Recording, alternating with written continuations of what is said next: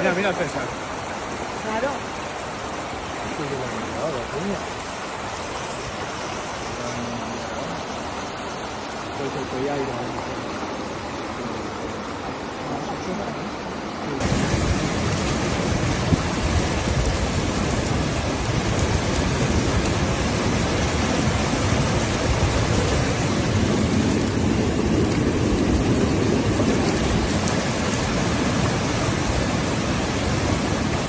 Madre mía, el Barranquillo.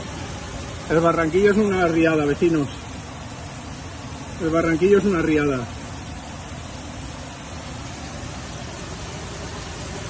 Buah. Como no pare pronto vamos a tener problemas. Se está llevando cosas. Troncos, eso es un tronco del Barranquillo, me parece. Mirad las basuras. Y en las basuras entran y mirad cómo baja el agua.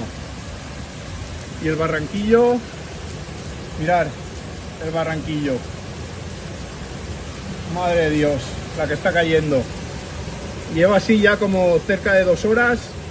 Ya la he dejado de granizar, pero estaba granizando lo más grande. Madre mía. Para allí no se puede ir. Sí, allí ha levantado hasta las alcantarillas.